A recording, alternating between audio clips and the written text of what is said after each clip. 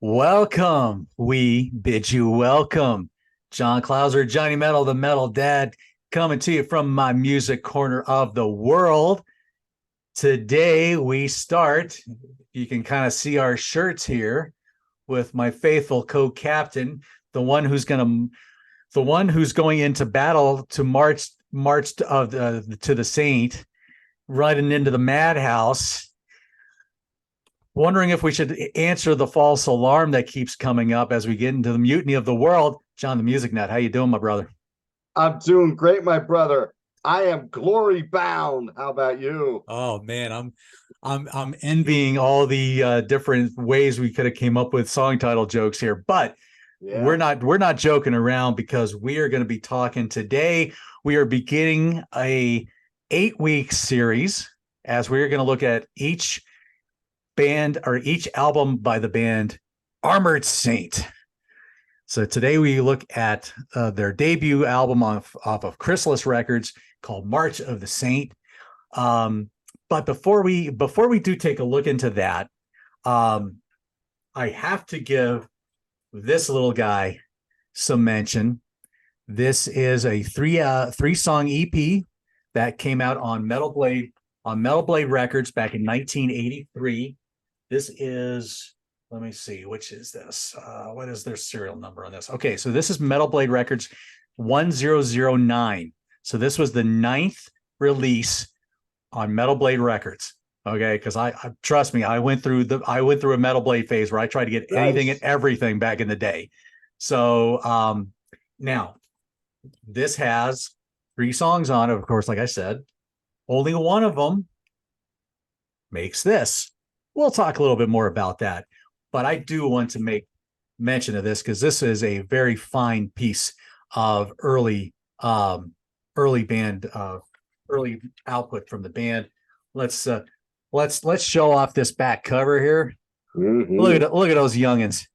Hmm. You know, John Bush almost kind of looking a little like I don't know, like if Sidney Taylor from Sea of Tranquility and Metal from the Inside was a guy.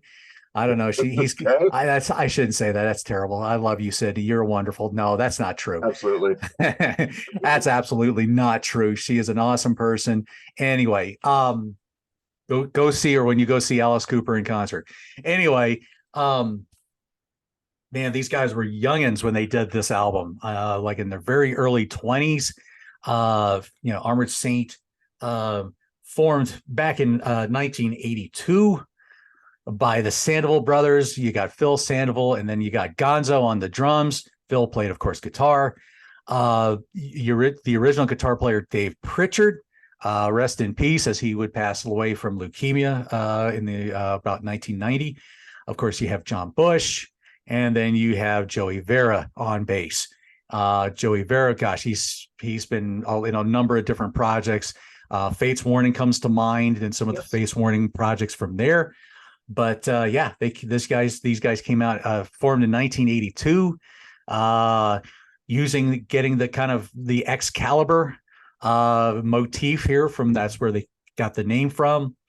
Um, you can definitely tell as you listen to this first album that you can hear their influences very very well. So as we get into that, I'm going to let John the Music Nut take over from here. Let's talk about March of the Saint. All right. Thank you, John. So this came out in 1984. That's when I discovered it. When I first heard Armored Saint was their Can You Deliver video on MTV. Now, they dressed these guys up like warriors, almost like Manowar. I didn't think that was the greatest move for them. I mean, maybe it was the way, there you go. There's the inside of and I got that here too, of the Digipack. Here's the Digipack that Metal Blade later put out. Mm-hmm. And That's what I got. on the inside, you do have the lyric sheet and that picture that John just showed you. Now, this was a band from LA, but they did not sound like a band from LA at that time. What you Mm-hmm. had coming out of LA was you had more what would be later called like glam metal, but there was a lot of emphasis on image. The songs were catchier, closer to pop. You had Motley Crue coming out of here. You had Rats. You had Doc, and they were coming in off the heels of Van Halen.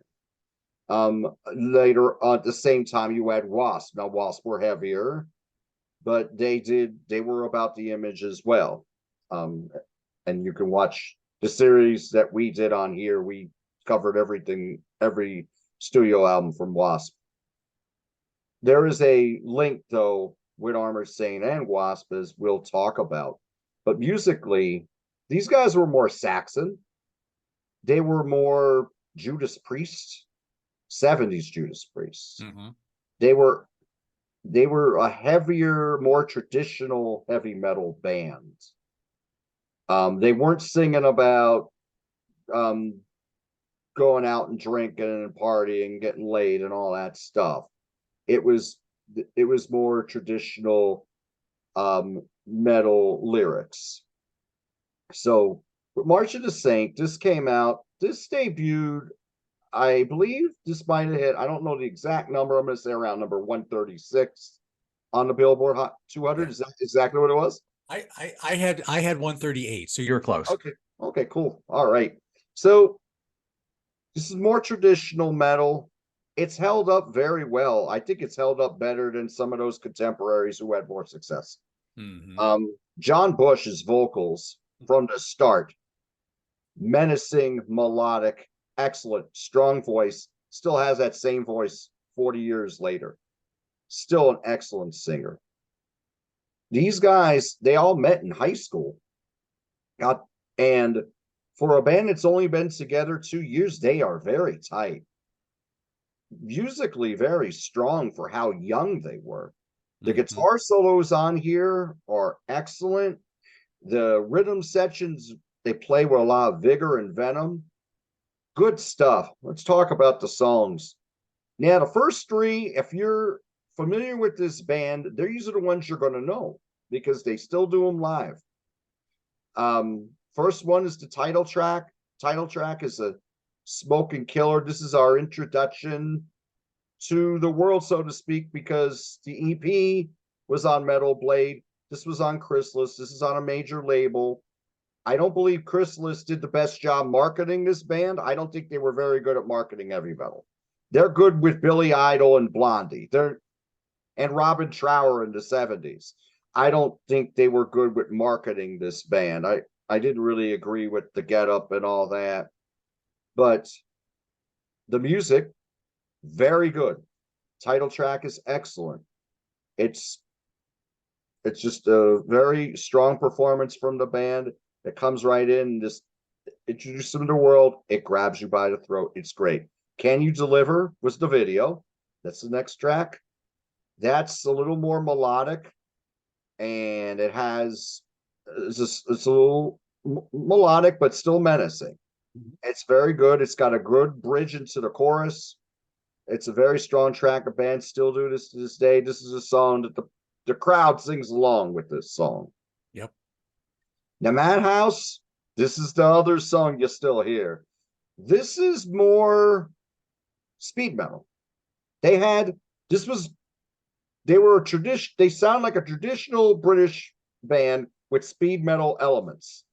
That's what you get with Madhouse. Madhouse is killer. It's got a relentless pace. It rocks like hell. There's a great call and response in between the vocals on the chorus. This is a very strong track. Now, the next track, they get more melodic and they slow it down a little bit. We got a moody opening, and then we go into Take a Turn. This one really emphasizes John's voice, not that he can sing melodic stuff as well as heavier, faster stuff. When he wants to sound passionate, he's very good at this. And you'll hear this from him throughout the catalog and through the albums he did with Anthrax as well in the 90s and 2000s. Next one is Seducer. It's a great guitar solo on this. This is more into the menacing metal stuff, but more mid-tempo, more into what they would do on like Can You Deliver. This is a very strong track as well. Mutiny on the World, has these Iron Maiden galloping bass lines in the chorus. So there you hear that influence very well. This is a very good track as well. Great guitar playing here on this one as well. Glory Hunter is best known for that Glory Bound chorus, which I was singing earlier on. Mm-hmm. This song is pretty good as well. Very memorable. It's quite good. Next few tracks, I think it loses a little bit. But it stays solid. It's just not as good as those peaks of those first three songs.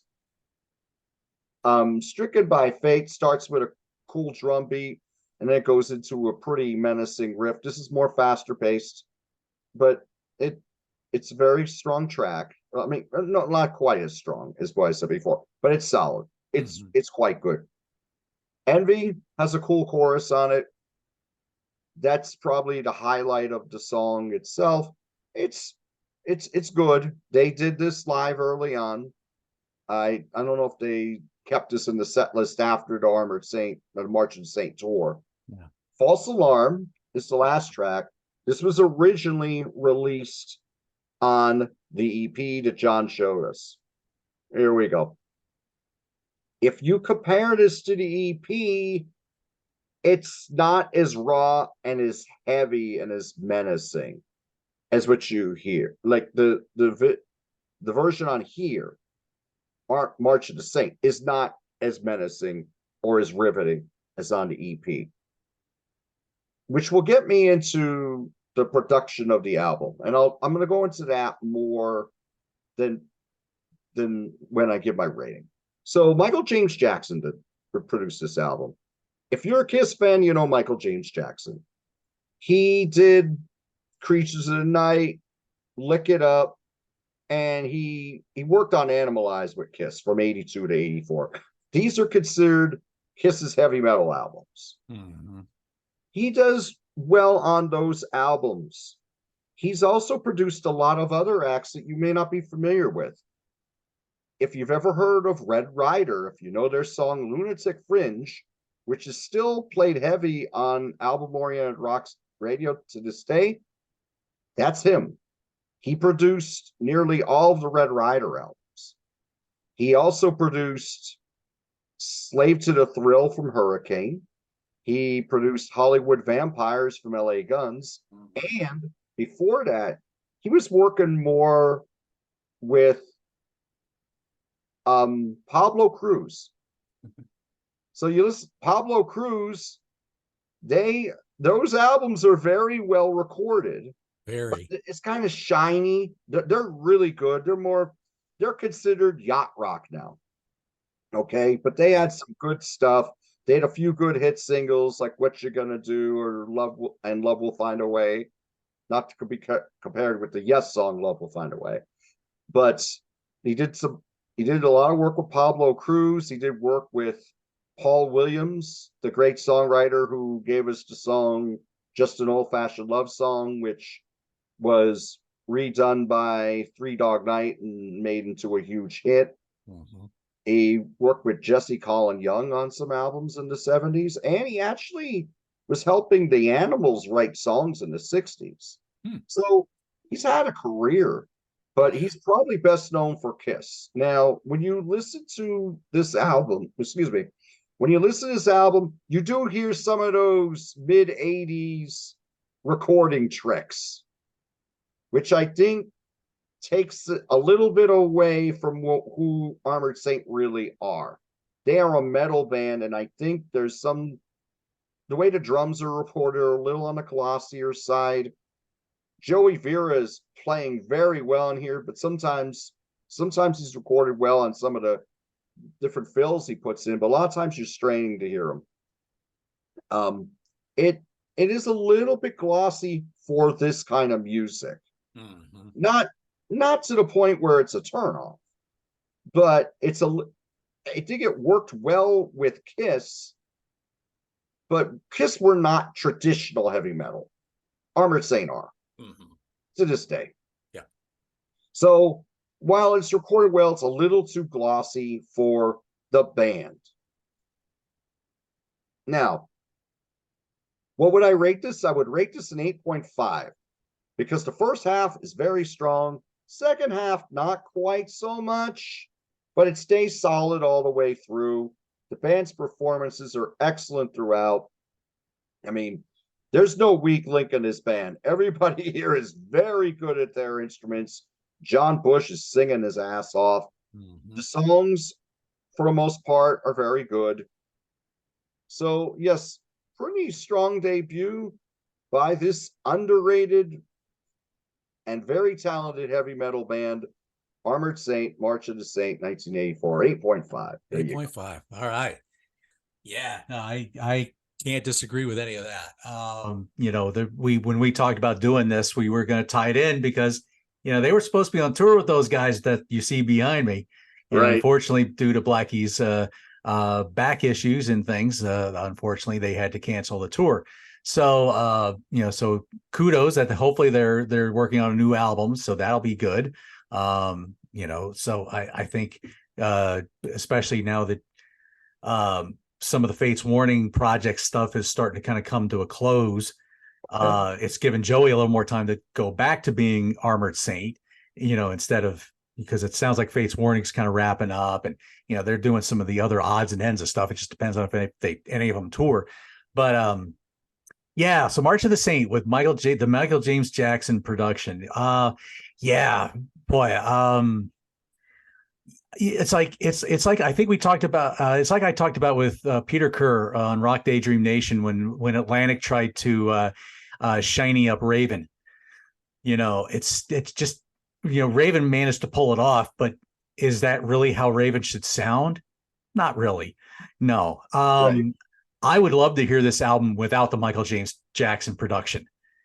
How would this have been recorded if it had been done on Metal Blade? If Metal Blade had originally recorded this with the typical Metal Blade sound kind of thing, how would that have sounded then? We'll never know. Maybe there's demos out there of some sort. Who knows? But anyway, March of the Saint kicks off. Great kickoff track. You hear the intro to the song in the shows, and then they would do it later on in the set. Of course, great song about basically you're going the young one going into battle. And to me, just a great riff, great gallop. Can You Deliver? It was interesting as I was watching the video again because they play the intro to March of the Saint before it. I forgot about that. And then of course you have this almost like a Road Warrior, Blade Runner kind of post-apocalyptic look of the way the band looks with all the armor and all that stuff. Right. And then they're in that setting where they're playing they're doing the song with all the people around. So you get, but that was my introduction to the band too, was the song originally on the video.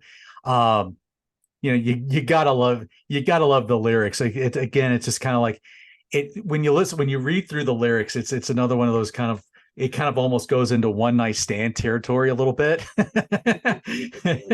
But can you deliver? I'm overlooking you, laying out the question that think that you'll pull through. Do you know what love means? A push and then a shove. Don't put the thought around me. I'm coming from above. Let's see. Me, I'm just a young soul looking for a good time tonight. Yeah, you want it to last forever. I don't have that in my sight. To me that just rings like a lot of lyrical material I think that came out in those days, but that one does. but John's delivery of this is so good. Yeah. And it's just so good, so catchy, and so just memorable. So it's a good reason why that song is still played in concert today. And again, Dave Pritchard and Phil both have some very tasty leads from this song. Madhouse, solid banger. You gotta love this song. This is it's kind of like one of those songs where the story here I think is like he wants to tell this story about a place he knows he shouldn't go back to, but it's just the temptation is just so strong you can't stop. And that's what the whole Madhouse thing is about. It's like it's really, really cool song. Again, another great reason why this song is still played. And yes, I got some comments from the Armored Saint Nation that I'll talk about Oh, nice. after all this. So I have a little bit of stuff, and somebody has a great Madhouse story. So I'll go into that after we go through this. Take a Turn. You get that nice slower melodic turn in the song, in their playing. Again, I think a great groove, great rhythm. Tasty solos here from Phil. I think you got that nice gang vocal with the Take a Turn. Turn for me. That you get. I love that gang vocal there. Seducer, another rock and groove here. Again, you kind of have this the temptation of the woman. That's how it all comes down, because the woman wants to play mind games and mind control and all that kind of thing. But again, you get that menacing John Bush vocal, and it just musically just fits so well. Mutiny on the World, who didn't think about this in the 80s? If you're in high school and whatever, it's like, yeah, you don't care what the leaders are doing. Let's all go escape from New York, and let's just go nuts on the world, right? But again, great Gallup, great lead playing here. Glory Hunter, another great chorus, another call to battle. You get tasty licks in by both Phil and Dave here. Stricken by Fate, you get that groovy drum intro from Gonzo. Gonzo's a player. He's just his own monster. He's certainly not like he's not like Gonzo of the Muppets. He's a little bit more like Animal, but he's great behind the kit, and he just has a neat feel and neat way of approaching the drums, and I really appreciate that with him. Stricken by Fate, to me, this is like another relationship gone bad, when you make it all about the physical and not so much about anything else about the relationship. Envy, again, you get that good sing chorus, again, kind of a post-relationship anger kind of thing, which I'm like, yeah, I think I've been through that a little bit way back in the day. False Alarm, it's kind of one of those boy cries wolf kind of things, because you keep hearing all these alarms going off, but there's nothing happening, so you get kind of desensitized to all of that stuff. But there's one little bit in the chorus in some of the music that I'm like, where have I've heard this riff somewhere, and I'm like, oh yeah, that's a little nod to Randy Rhoads, the da da da da da da da da da. The little, it's kind of a little Diary of a Madman. Yeah. I'm it's just a little snip, not much. Yeah, It's something I just happened to pick up a little bit on. But anyway, again, I just know, again, a very, very strong closer, and I'm glad they included something from the EP. So that was nice to see that. But yeah, I really think they show their influences very, very much on their sleeve here. Mm-hmm. But it's enough that you hear them trying to forge their own way. Yes. And so you definitely, yes, you hear Judas Priest. Yes, you hear a little Iron Maiden. Yes, you hear Saxon. Yes, you even hear a little Ozzy, Randy Rhoads. Maybe, I don't know, maybe even a touch of Metallica, from some of the, like, I think of like Can You Deliver? There's like some of the way that riffage goes, you can kind of hear a little early Metallica from Kill 'Em All. Or maybe even sorry to interrupt, maybe even Diamond Head's Am I Evil? And maybe, yeah, I think I certainly feel that there's some new album influences here that you can't overlook. But I think they were able to. It's not so much of a copy that that they're ripping them off, but you can definitely hear the influences, and they just would forge that sound from here out. So I think that's a good thing. I agree with the 8.5. I think if the production had been not quite so clean and glossy, I think I would probably go a little higher with it. But I think that glossy, clean production, I think, is what takes it down a little bit for me. But I still love this album. I think it's a wonderful debut. I've been listening to this like crazy, and it's been a real good to really kind of dive in deep with this one. So No doubt. So I'm going to let you take it over and with your next thoughts, and then I'll get into what the Armored Saint Nation has to say. Okay, thanks, John. Okay, now I'm going to go into their touring from this time. Now, early on, they did some club dates in '84. And then they latched on to a small tour where they were opening for Quiet Riot and Whitesnake. Now, Quiet Riot would have been the headliner here, because they were coming off Mental Health from the year before, which sold 5 million copies. I think around 6 million now. Wow. And Whitesnake were pushing Slide It In, which was their first album to do well in the States. A lot of their early albums were very good, but a lot of them were you couldn't find in the States. They were very big in Europe. But they were in the middle there, and Armored Saint were coming out and giving you between 6 and 9 songs. So they did a handful of dates in some arenas. And then at the beginning of 85, they go on this tour that I am kicking myself for not seeing, but I was only 13 at the time. Oh, yeah. Mm-hmm. Yep. And Well, this other little band that was just getting going. Going called Metallica, you know, who's ever heard of, you know. And you think about that. W.A.S.P headline, Metallica were the middle band, and Armored Saint were the opener. Mm-hmm. The middle band, one of the biggest bands in the history of rock music, the biggest heavy metal band, certainly. Yeah. But they did a lot of smaller theaters. They played a place, and I remember hearing the commercials on the radio back then, in Scranton, which is 40 minutes from where I live now, probably about 25 from where I lived back then. The West Side Theater, they played that triple bill. I was 13. I should have found a way. It was before, it would have been my first concert. My first concert would have been 7 months later with Motley Crue and Loudness opening up. So, but they were playing places like the Agora Ballroom, Coast to Coast in Baltimore. They did 3 nights at L'Amour's in Brooklyn. There's a place I wish I went to. Boy, I've heard so much about L'Amour's. Yeah. I got a buddy who's a little older than me that I wound up giving a bunch of cassettes to. I think I talked about that on the W.A.S.P series, but he saw some great shows at L'Amour. I know that. But they were playing Graham Central Station in Albuquerque, Arcadia Theater in Dallas, Texas.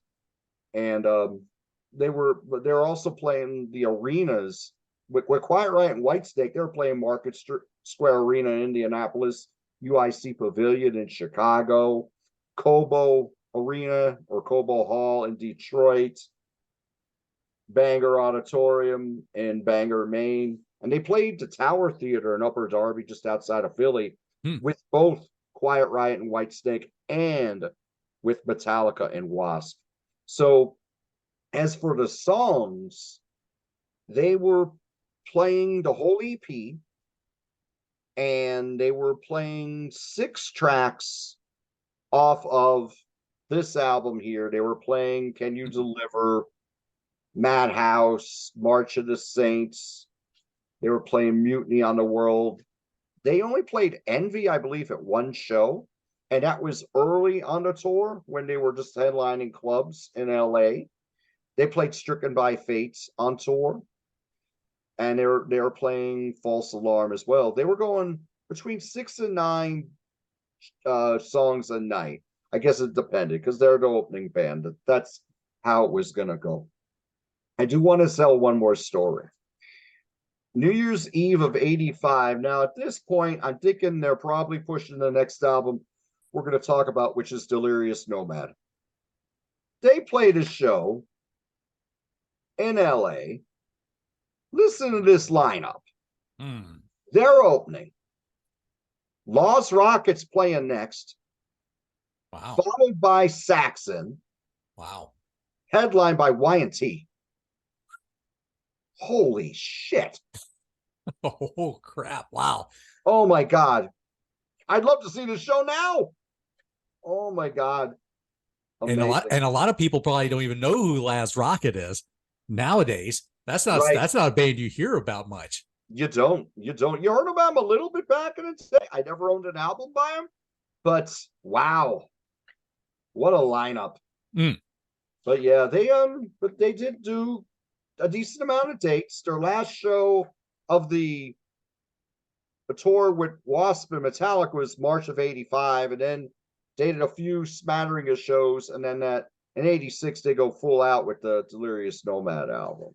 Mm-hmm. So yeah, and then there were some other theaters they played, like Ritz Music Hall, Uptown Theater in Kansas City, Kane's Ballroom in Tulsa, Oklahoma, Cameo Theater, San Antonio, Texas. So yeah, so they were hitting nice size theaters, and boy, that's a great triple bill too. I mean, yeah, again, there's one big regret there, but again, it was maybe if I was old enough to drive, I would have been there. Let's put it that way. Oh yeah.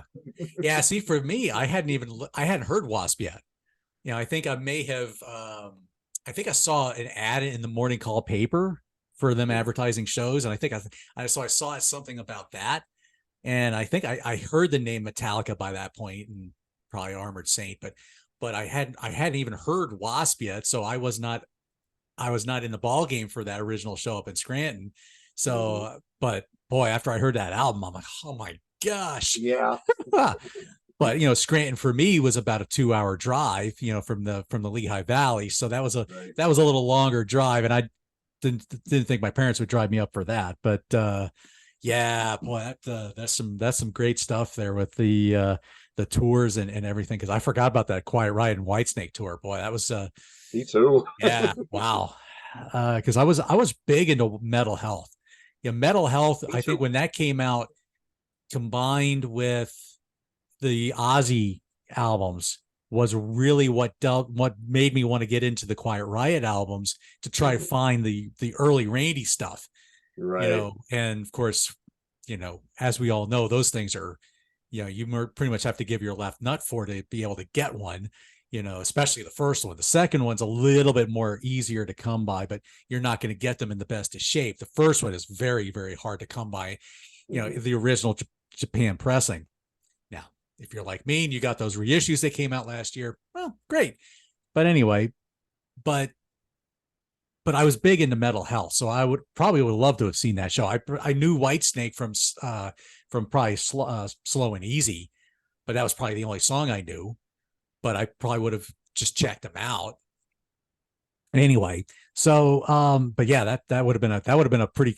Although Armored Saint with those other bands, though, I don't know. That's as Peter Kerr would say, almost a little bit of a head scratcher.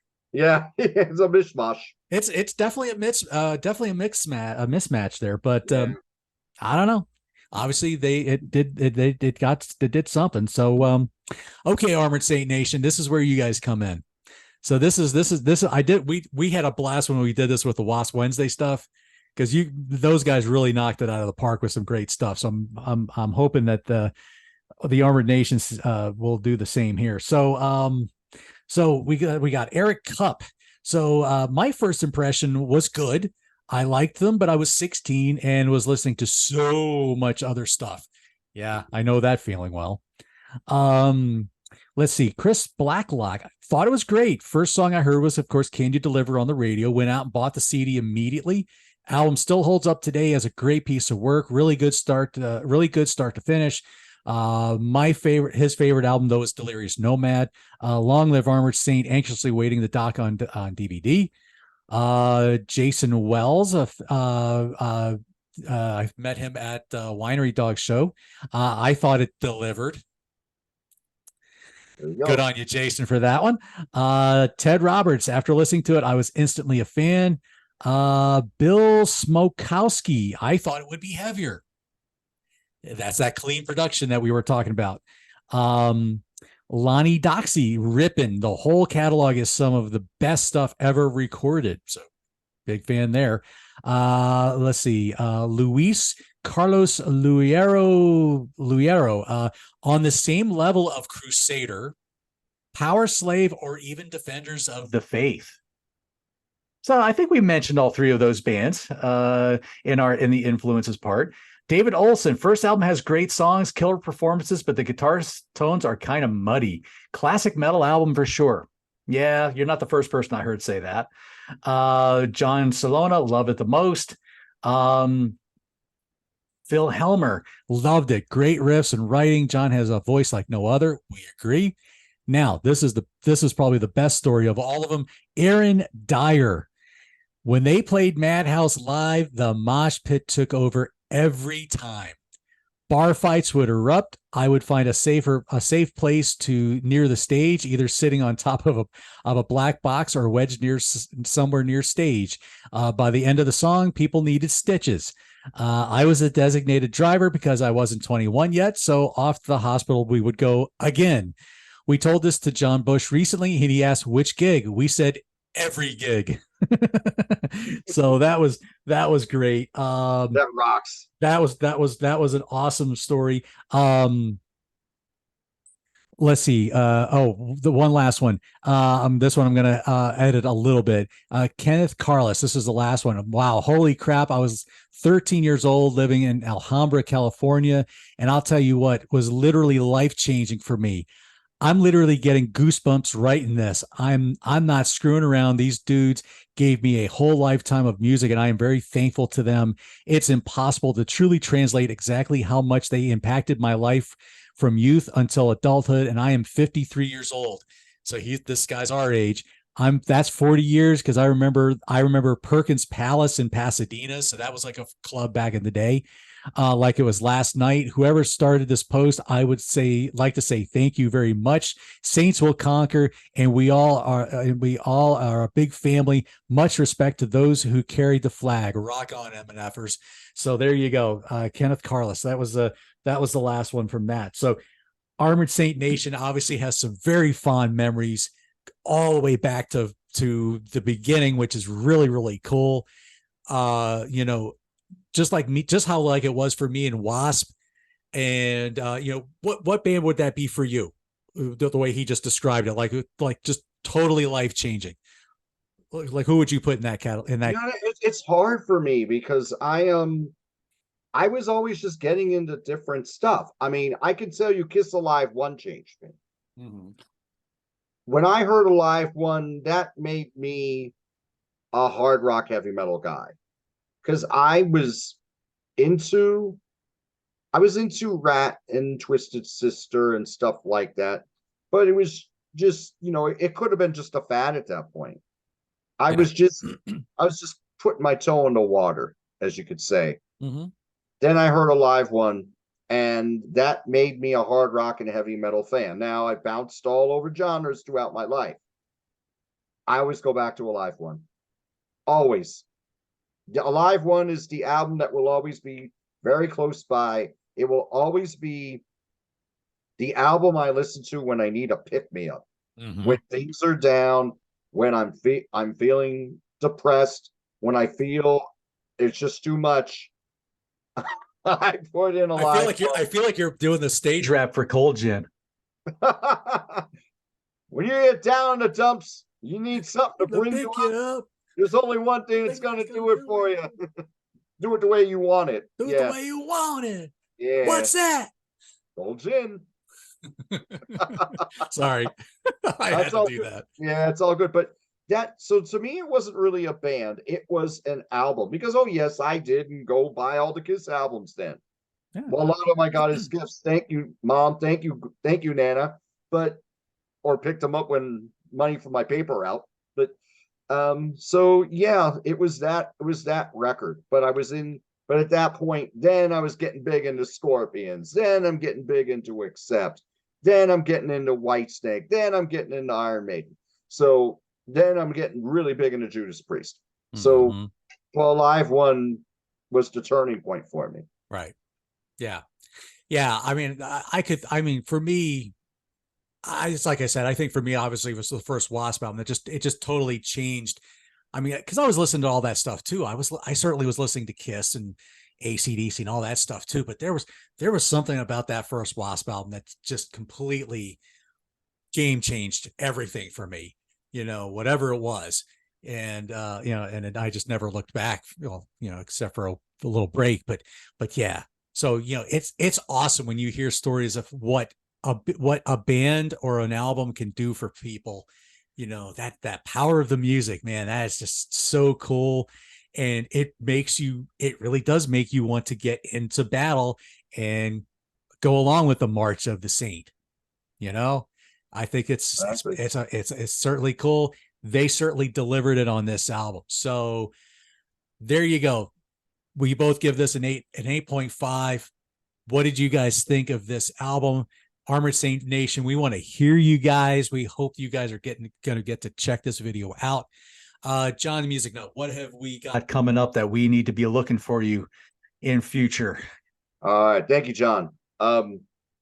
Last evening, well, this would have been Saturday evening. My latest video with our friend Mr. Peter Kerr dropped. It was our favorite songs that are rock songs that are less than 3 minutes long. There's a little teaser to that as well, that when we talk about Cheap Trick, that video came out a couple days before as Why Aren't Cheap Trick Bigger? That came from the 3-minute episode. But we put that out there like a 10, 11-minute video. Peter put it out there. Mm-hmm. After we did the show, he goes, I think we should take this part out and just do it as a Cheap Trick show. I'm like, oh yeah, absolutely. So those are out there. I'm doing a live show. It'll be the day after this airs. It will be on Thursday, September 7 at 8 p.m. So if you're not watching the first game of the NFL season here in the States, you can watch Ernesto Ramos, Daryl Collins, Byron Bolts, Grant Arthur, and I talk about our favorite songs from 1975. And that will be a live show, 8 p.m. Eastern Standard Time on Grant's Rock Warehouse. That's my latest stuff. Okay. Yeah, I think for me, we just did, if anything, it's just past stuff. So we talked about Coverdale Page on Peter Kerr's Rock Daydream Nation, which was a wonderful show. Really enjoyed doing that. Anything you can find on Rock Daydream Nation is always worth checking out. I don't, whether we're on it or not, Peter always has some wonderful content on there. I'm going to be on a show with him in a couple of weeks that I got to do some preps for. I'm not going to give that one just away just yet. I'll tell you off air, but I got some preps to do about that one. Might be the same one I'm doing. Yeah, maybe. Yeah. So, hopefully Peter won't get too bent out of shape if I talk about it right now. So, so anyway, but other than that, I don't really have anything else lined up. Unless something just comes up, say, hey, you want to jump in on this or whatever. But I've got a busy week. When this airs, unfortunately, I'm going to be at Prague Power day one. So, right. So I'm not going to be able to be in the live chat to watch this back with the Armored Saint Nation, unfortunately. But I will be in Atlanta for Prague Power. Mainly looking forward to seeing Doro Pesh, longtime favorite of mine. I cannot wait to see her in concert. So I'm very much looking forward to that. And then I drive home from Atlanta the next day. So I've got that going on. But so, yeah, I don't have a whole lot in the as far as waiting to do. What you see with John here, that's going to be it. So, and I'm good with that too. So, cause we love doing this stuff.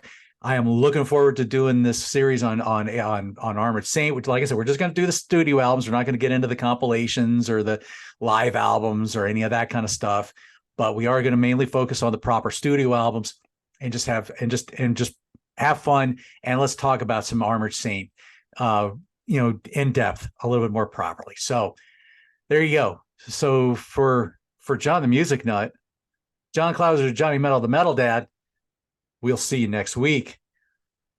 And go create some mutiny in the world and go I like that, because that's what we're going to be talking about next is some Delirious Nomad. So we'll see you next week. Take care, everybody. Take care.